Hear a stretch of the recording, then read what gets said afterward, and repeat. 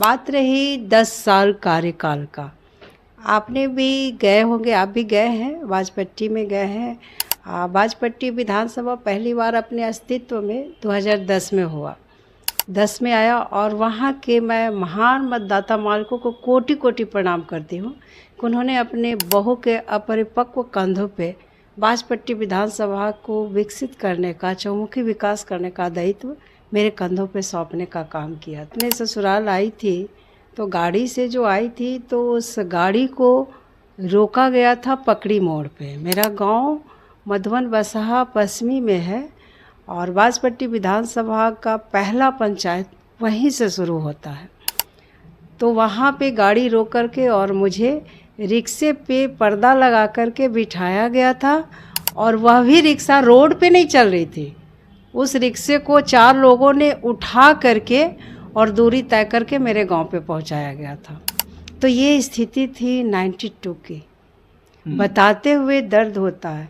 तो उस समय मुझे लगता था कि अब गिर जाऊंगी, मतलब बहुत डरी हुई, सहमी हुई एक दुल्हन अपने गांव में जा रही थी। उस दिन से मेरे दिल में एक टीस था और संकल्प भी लिया था कि यह विकास बगैर मेरे रहते संभव नहीं हो सकता है। लेकिन वो उतनी इच्छा नहीं थी। मेरी पढ़ाई शुरू हुई थी उसी टाइम, मैं BA पार्ट 2 में थी तो मेरी शादी हुई। फिर तो ऐसा फिर क्या हो गया कि 2020 आते आते जनता का मूड बदल गया और मुकेश कुमार यादव को उन्होंने पूरा विधानसभा का सिरमौर बना दिया, उनको जिता करके इस विधानसभा में भेज दिया? क्या समीकरण वो काम नहीं आ पाया या फिर विकास जो आपने किया वो भूल गए जनता? नहीं, वो कहावत है ना, पुरानी कहावत है। मैं आपसे विशाल जी मैं पूछना चाहती हूँ कि अगर आपको मैं मटन और चावल, आपको खाने में क्या चीज़ पसंद है सबसे ज़्यादा?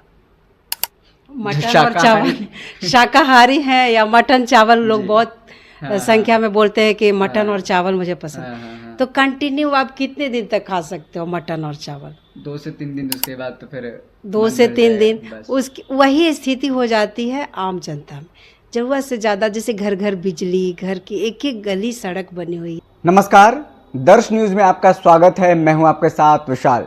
दर्श न्यूज़ की टीम निकली है सीतामढ़ी में चुनावी यात्रा कवर करने के लिए और इसका नाम दिया गया है वोट यात्रा। जिस तरीके से पता होगा कि हमने परिहार विधानसभा कवर किया और आज दूसरा दिन है। बाजपट्टी में दिन भर घूम रहे थे और जनता से मुखातिब हो रहे थे। वोट देने से पहले जनता क्या सोच रही है, क्या माहौल है और विकास के जो वादे हैं। मुकेश यादव वर्तमान के विधायक हैं राजद के। 2020 में डॉक्टर रंजू गीता को हरा करके वो चुनाव जीते थे और उन्होंने इन 5 सालों में कितना काम किया, जनता से हमने पूछा है, हालचाल जाना है।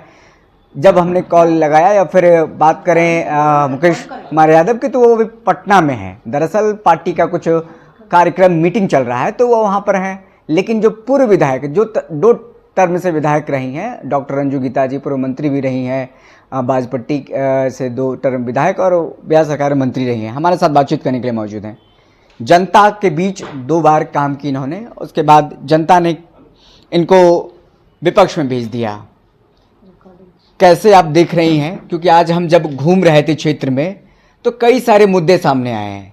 सबसे पहले तो जल नल योजना की अगर बात करें, जो ड्रीम प्रोजेक्ट है श्री नीतीश कुमार का, उसमें कई खामियां भी नज़र आई। विधायक स्तर से भी जो खामियां हैं वो भी देखने को मिली। रोड ठीक से नहीं बना है, पानी नहीं आ रहा, पानी का किल्लत समस्याएं हैं। तो आप कैसे देख पा रही हैं खुद को, और फिर 2 टर्म में आप जो विधानसभा का सेवा कर, जनता का सेवा कर रही थी? सबसे पहले आप तमाम लोगों को दर्श न्यूज के माध्यम से बाजपट्टी विधानसभा वासियों को, समस्त सीतामढ़ी माँ जानकी वासियों को प्रणाम करती हूँ। और विशाल जी, आपको भी मैं आभार प्रकट करती हूँ, साधुवाद देती हूँ कि आप इतने दूर से चलकर आए हुए गांव के सुदूर इलाकों का जो हाल चाल जानने गए, इसके लिए मैं आपका आभारी हूँ। बात रही 10 साल कार्यकाल का। आपने भी गए होंगे, आप भी गए हैं, बाजपट्टी में गए हैं।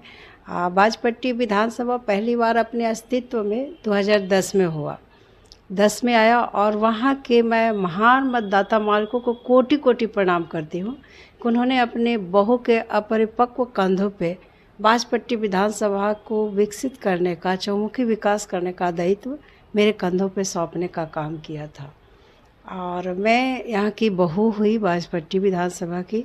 मेरी शादी 92 में हुई और जब मैं अपने ससुराल आई थी तो गाड़ी से जो आई थी तो उस गाड़ी को रोका गया था पकड़ी मोड़ पे। मेरा गांव मधुबन बसहा पश्चिमी में है और बाजपट्टी विधानसभा का पहला पंचायत वहीं से शुरू होता है। तो वहाँ पे गाड़ी रोक करके और मुझे रिक्शे पे पर्दा लगा करके बिठाया गया था और वह भी रिक्शा रोड पे नहीं चल रही थी। उस रिक्शे को 4 लोगों ने उठा करके और दूरी तय करके मेरे गांव पे पहुंचाया गया था। तो ये स्थिति थी 92 की। बताते हुए दर्द होता है। तो उस समय मुझे लगता था कि अब गिर जाऊंगी, मतलब बहुत डरी हुई सहमी हुई एक दुल्हन अपने गांव में जा रही थी।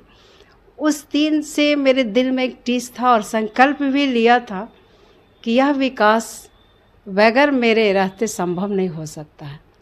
लेकिन वो उतनी इच्छा नहीं थी। मेरी पढ़ाई शुरू हुई थी उसी टाइम, मैं BA पार्ट 2 में थी तो मेरी शादी हुई, फिर PG की, PhD की हूँ।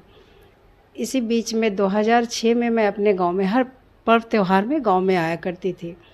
तो आई तो मेरे वर्कर लोग बोले कि ये सीतामढ़ी जिला परिषद अध्यक्ष का जो सीट है वो महिला के लिए आरक्षित है।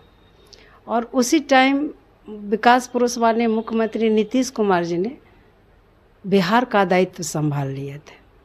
और वैसा बिहार, खंडहर बिहार, बर्जर बिहार, रोड नहीं गड्ढे वाले बिहार, आतंक बिहार, अपहरण का बिहार, महिलाओं की कोई मतलब सूद लेने वाला नहीं, ऐसा बिहार उनके हाथ में आया था। और उन्होंने जैसे ही सत्ता संभाली तो महिलाओं को 50% आरक्षण दिया पंचायती राज निकाय। तो उसी साल में होली में जब गांव आई तो लोगों ने कहा, वर्करों ने कहा कि आप यहाँ रोड तभी बन पाएगा अपने गांव का जब आप जीत कर आएंगी और जिला परिषद अध्यक्ष बनेंगी, तब आप आगे बढ़ेंगी। और हमने नॉमिनेशन देने से इनकार कर दिया था कि जिला परिषद का नहीं, ये MLA का लड़ूंगी, इच्छा थी।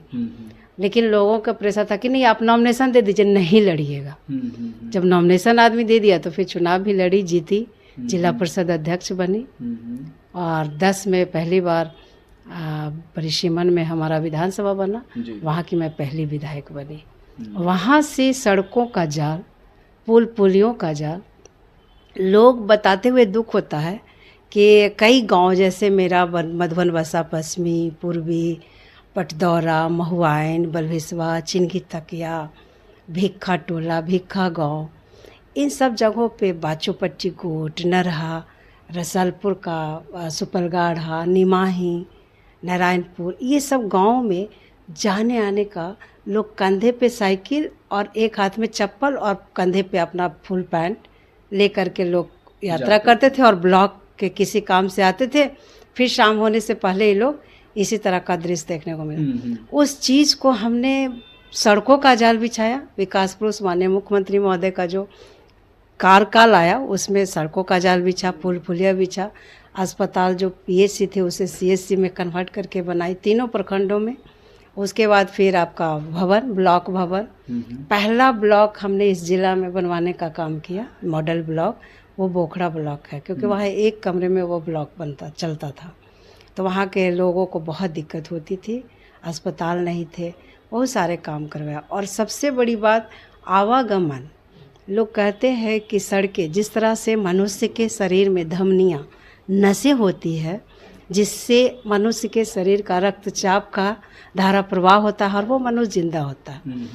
तो बगैर कम्युनिकेशन के, बिना सड़के के हमारा राज्य ही नहीं, हमारा जिला, हमारा बाजपट्टी विधानसभा नहीं, हमारा देश का जो आर्थिक स्रोत है वो यातायात का स्रोत से ही गुजरता है जी। तो हमने पहला काम मुख्यमंत्री जी के आशीर्वाद से ही अपनी सड़कों का जाल बिछाया। यहाँ तक कि PWD RCD की जो सड़कें होती है वो ज़िले में इक्के दुक्के होते थे और पहले वो नेशनल हाईवे SH ये सब में ही आते थे। लेकिन हमने अपने क्षेत्र में पहला सड़क चकौती से लेकर सीतामढ़ी जोड़ने का काम की, 57 किलोमीटर का सड़क। ये 2010 से 15 पीरियड की बात बता रहे। उसके बाद फिर रसलपुर टू गाढ़ा PWD सड़क, उसके बाद कुम्मा टू बाजपट्टी वो PWD सड़क, फिर नारायणपुर होते हुए हमारा गांव मधुबन बसा पश्चिमी, कई गांव, इतना कहूँगी तो काफ़ी समय लग जाएगा, बथनाहा से मेजरगंज, तो इससे क्या, जो सड़कें का नाम मैं बता रही हूँ, ये सड़कें सिर्फ बाजपट्टी विधानसभा में नहीं थी, ये सड़कें अगल बगल के कई विधानसभा को जोड़ते हुए और मुख्य पथ जो हमारा NH है, SH है, उसको क्रॉस करते हुए और मैंने किया। क्योंकि बाजपट्टी विधानसभा का बॉर्डर पे अगर किसी भी सड़कों को ला करके स्टॉप करती हूँ तो फिर हमारा तो विकास रुकेगा ही, अगला भी विधानसभा का विकास रुक जाता। आपने इन तमाम जो बातें बताई हैं 2010 से लेकर के 2015 के कार्यकाल में बहुत अच्छा काम हुआ, 2020 में भी। तो ऐसा फिर क्या हो गया कि 2020 आते आते जनता का मूड बदल गया और मुकेश कुमार यादव को उन्होंने पूरा विधानसभा का सिरमौर बना दिया, उनको जिता करके विधानसभा में भेज दिया? क्या समीकरण वो काम नहीं आ पाया या फिर विकास जो आपने किया वो भूल गए जनता? नहीं, वो कहावत है ना, पुरानी कहावत है कि अगर आपको आपसे विशाल जी मैं पूछना चाहती हूँ कि अगर आपको मैं मटन और चावल, आपको खाने में क्या चीज़ पसंद है सबसे ज़्यादा? मटन और चावल। शाकाहारी हैं या मटन चावल? लोग बहुत संख्या में बोलते हैं कि मटन और चावल मुझे पसंद। तो कंटिन्यू आप कितने दिन तक खा सकते हो मटन और चावल? 2 से 3 दिन, उसके बाद तो फिर 2 से 3 दिन उसकी वही स्थिति हो जाती है आम जनता में। ज़रूरत से ज़्यादा, जैसे घर घर बिजली, घर की एक एक गली सड़क बनी हुई है, नालियाँ बनी है, लेकिन कुछ कमी है तो वो विधायक के स्तर से तो बनती नहीं, वो पंचायत स्तर से है। लेकिन जो मुख्यमंत्री महोदय का जो ड्रीम प्रोजेक्ट है और 7 निश्चय पार्ट 2 का था, पार्ट 1 और पार्ट 2, आप पूरी बाजपट्टी ही नहीं पूरी बिहार के आम आवाम उससे लाभान्वित है। उन्होंने जो वादा किया वो हमारी पार्टी जनता दल यूनाइटेड, वो जो 7 निश्चय पार्ट 1, 7 निश्चय पार्ट 2, वो सिर्फ मैनिफेस्टो में नहीं रहता है। मैं रंजू जी यहाँ पर आपको मैं रोकना चाहूँगा, क्योंकि सबसे बड़ी जो समस्या है इन दिनों हम देख रहे हैं, परिहार में भी देखे कि पानी की सबसे बड़ी दिक्कत है, टैंकर आ रहा है पानी देने के लिए। और फिर बाजपट्टी में भी जब आए तो लोगों को ये समस्या था कि 20 रुपया में लीटर में जो डब्बा आता है वो खरीदना पड़ रहा है, पानी का सबसे बड़ी दिक्कत है। आप जो कह रहे हैं कि ड्रीम प्रोजेक्ट है 7 निश्चय नीतीश कुमार का, बिल्कुल है, लेकिन ये जमीनी स्तर पर उस तरीके से काम नहीं हो रहा है। टोटी लगा है, पानी नहीं आ रहा है, और जो टंकी लगता है कहीं कहीं जगह तो टंकी लगा है, शुरू से पानी नहीं आ रहा है। कई जगह हमें दिक्कत, वीडियो हमारे पास पड़ा है, लोग कह रहे हैं कि पानी की दिक्कत है, हमें खींच खींच करके लेके जा रहे हैं, चलिए हमारे घर चलिए, टोटी है पानी नहीं है। तो यहाँ पर क्या समस्याएं हैं? विधायक स्तर से दिक्कत आ रही है या फिर ग्राउंड लेवल में जो वाटर है उसकी कमी है? सबसे पहले मैं बताना चाहती हूँ कि बाजपट्टी विधानसभा में 3 प्रखंड है, बाजपट्टी, नानपुर और बोखड़ा। इन तीनों में अपने विधायक कार्यकाल में 12 जल मीनार, बड़े वाले जो पानी टंकी होते थे, वो हमने बनाया। आप घूमे हैं तो आपको जरूर कहीं ना कहीं दिखा होगा। जल मीनार हमें दिखा है। हाँ, और वो चालू है, वो स्टार्टअप है, मतलब वो उसे लोग यूज़ कर रहे हैं, पानी मिल रहा है। उसके बाद आइए, फिर वो बड़े वाले जल मीनार बंद होकर के आया कि हर वार्ड में जो पहले आयोडीन और ये घेघा रोग होते थे, 20 फीट या 40 फीट के अंदर में गरीब गुरबा लोग, बिहार के लोग पानी पी लेते थे, उससे मतलब घेघा रोग हो जाता था और कई तरह की बीमारियां होती थी, क्योंकि शुद्ध पानी पीने का जरूरी है। हर जगह लिखा भी देखते हैं कि शुद्ध पेयजल, पीने का पानी। तो उसके लिए ये मैं आभार प्रकट करती हूँ इस राज्य की आधी आबादी महिलाओं की ओर से विकास पुरुष नीतीश कुमार जी के प्रति, जिनकी दूरगामी सोच का नतीजा है कि आज हमारा उत्तर बिहार, बाजपट्टी विधानसभा, परिहार विधानसभा नहीं, सीतामढ़ी नहीं, पूरा उत्तर बिहार में जो इधर जो पानी का सुखाड़ का जो हाहाकार मचा था और पीने का पानी जो लोगों को मुहैया हुआ, वह जल मीनार के माध्यम से और नल जल योजना से। अब मैं खामियां है, विनोबा भावे ने कहा था कि कोई अगर सामाजिक परिवर्तन के लिए हम निकलते हैं तो पहले आप पे लोग हंसेंगे, उसके बाद आपका मजाक उड़ाएंगे, और जब काम आपका पूरा होगा तो वो आपका साथ देंगे। यही नल जल योजना जब मुख्यमंत्री जी की दूरगामी सोच का नतीजा था कि पंचायतों में मुखिया और वार्ड मेंबर के खाते में पैसे आए थे, तो लोग अपने घर में नहीं लगाना चाहते थे। लोगों में बहुत आक्रोश था, ये हैंड पाइप रहता तो अच्छा रहता, ये आ गया वो आ गया। फिर भी किसी तरह इन प्रक्रिया थोड़ी पहला काम था, इसलिए कुछ कमियां तो है ही, वार्ड स्तर से हो या पंचायत स्तर से हो, लेकिन उसे भी इमीडिएट मैं साधुवाद देते हुए जिला प्रशासन को कि पर डे ये कंट्रोल रूम का, मैं भी अपने फेसबुक आईडी पे कंट्रोल रूम का नंबर डीएम जिला पदाधिकारी से लेकर के और कि इस कंट्रोल नंबर पे फ़ोन करो, बात करो, अपनी समस्या को लिखवाओ। नल जल की समस्या बहुत मतलब इस तरह का 50-60 साल के लोग, बुजुर्ग लोग से जब मैं मिली तो बता रहे थे कि इस तरह की समस्या आज तक नहीं हुआ था पीने का पानी का। लेकिन धन्यवाद नीतीश कुमार जी का, जिन्होंने नल जल और जल मीनार बनाया जिससे लोग जिंदा हैं। नहीं तो पानी का टैंकर से कितने लोग को पानी पिला सकते थे। आदमी है, मवेशी है, नहाना है, कपड़े धुलना है, रोजमर्रा का बहुत सारा काम है जो पानी से। बिल्कुल। यहाँ तक कि जो जानवर मवेशी है, पालतू मवेशी, उनको धुलाया होता है, पर डे धुलना पड़ता है। तो अभी आप कई गांव में आप गुजरे होंगे तो नल जल के पाइप से गाय और भैंस को धुलते हुए भी आप देखे होंगे। अगर नहीं नज़र पड़ी है तो बिहार पीने वाले पानी से हमारे यहाँ के मवेशी भी धुलाए जा रहे हैं, जरूरत के अनुसार इस्तेमाल कर लेते हैं। इस्तेमाल कर लेते हैं। खेत का पटवन भी हो रहा है और ड्रीम प्रोजेक्ट है कि हर घर को बिजली दिए थे मुख्यमंत्री जी, और हर खेत को भी बिजली देना है।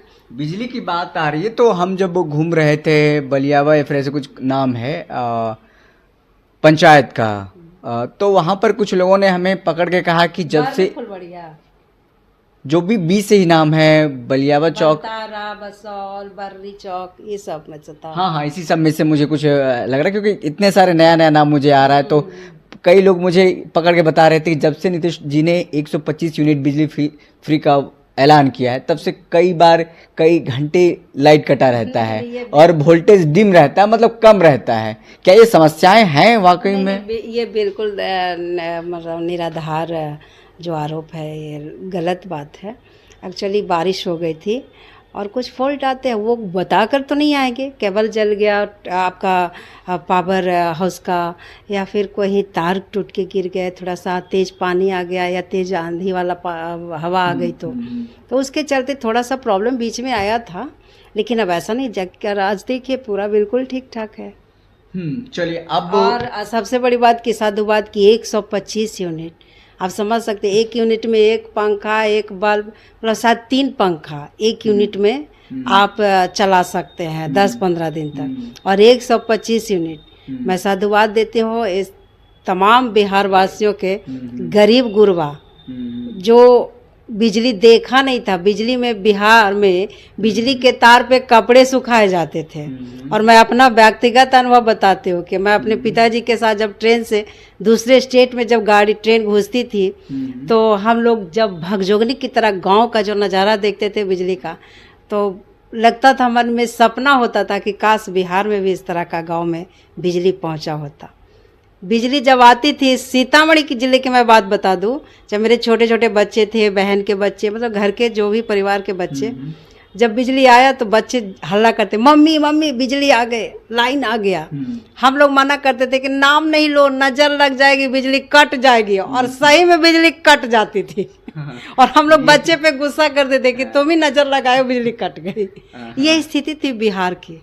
चलिए पूरे सीतामढ़ी की बात करो, साथ में बाजपट्टी विधानसभा क्षेत्र की बात करें, क्योंकि जो जिस मुद्दे की बात करने जा रहे हैं वो पूरे सीतामढ़ी से जुड़ा हुआ है। पूरे देश में ये मामला, राम मंदिर बन गया अयोध्या में और वो पूरे देश में गूंजा। अब राम मंदिर के बाद माँ सीता का जन्मस्थली सीतामढ़ी है, वहाँ पर मंदिर बन रहा माँ जानकी का। बीते दिनों ही आप लोगों ने शिलान्यास किया, गृह मंत्री आए थे। क्या ये मुद्दा है विधानसभा क्षेत्र में, मंदिर का मसला, विकास के अलावा मंदिर का?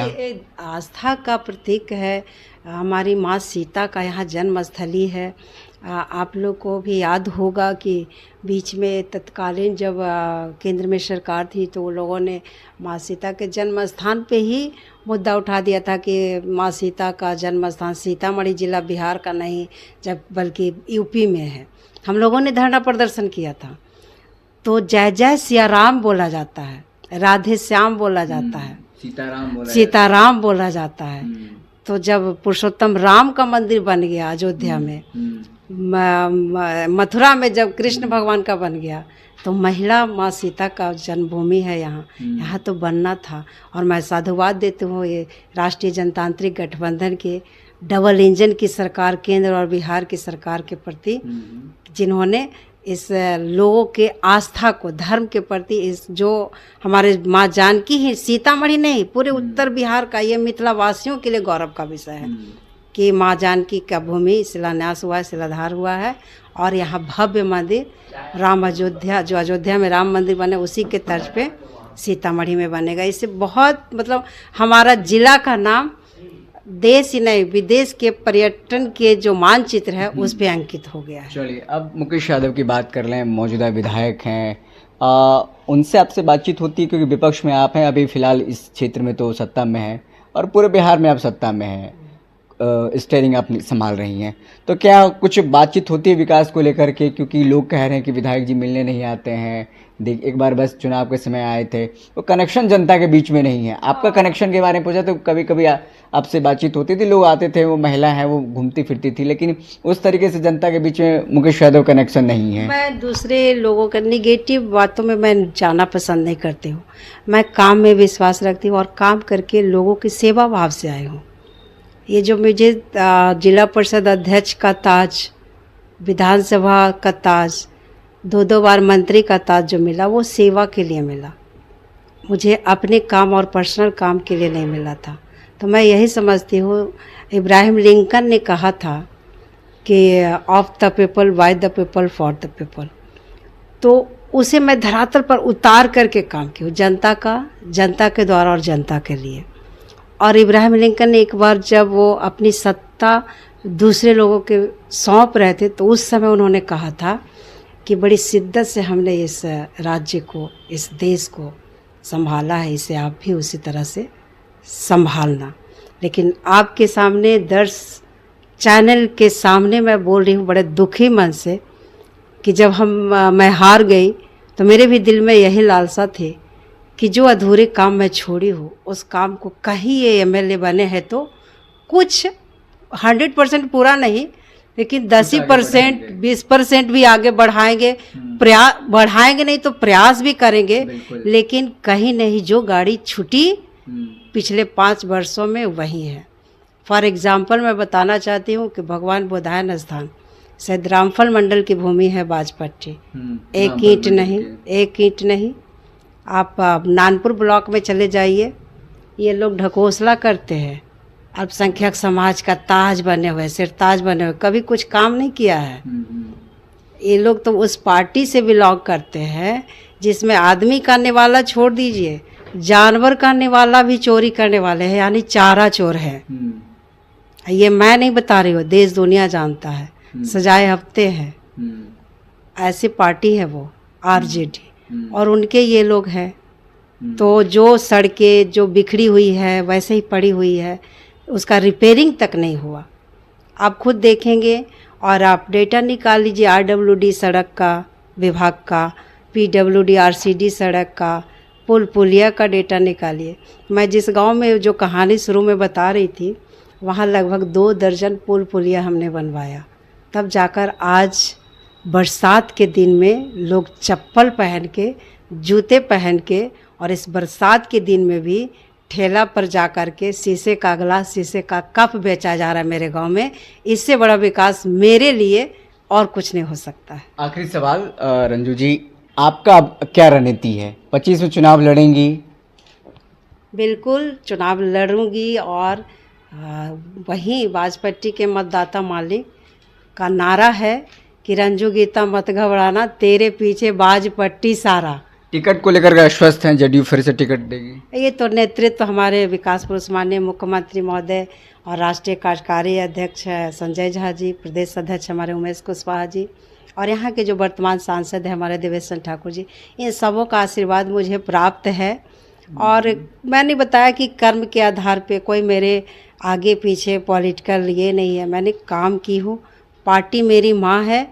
और मैं आपके सामने इस चैनल के माध्यम से दावे के साथ और सीना चौड़ा करके कहना चाहूँगी कि पार्टी माँ होती है, और एक माँ की सेवा कहीं बेटा से ज़्यादा बेटी करती है। तो हमने उसी उद्देश्य से अपनी पार्टी का सेवा की हूँ, और मुझे लगता है, मुझे पूरा आत्मिक भरोसा भी है और विश्वास भी है कि मैं फिर से 2025 में विजय होकर विकास पुरुष माननीय मुख्यमंत्री और एनडीए की सरकार के गठन में अपनी सहभागिता निभाऊंगी। चलिए, बहुत बहुत शुक्रिया। हमारे साथ बातचीत कर रही थी डॉक्टर रंजू गीता जी, जो कि 2010-2015 में 2 टर्म विधायक रही हैं और मंत्री भी रह चुकी हैं, और ऐसे में 2025 में फिर से ताल ठोकने जा रही हैं जदयू के टिकट से ही। और जिस तरीके से बाजपट्टी विधानसभा क्षेत्र में हम लगातार घूम रहे हैं, लोग इस समस्या को सुन रहे हैं, शिकायतें सुन रहे हैं, और विकास के क्या कुछ दावे हैं, क्या कुछ वादे हैं, तमाम मुद्दों को लेकर के हमने आज आपको दिखाया और आज पूर्व विधायक जी से भी बातचीत करके आपको हम सुनाया है।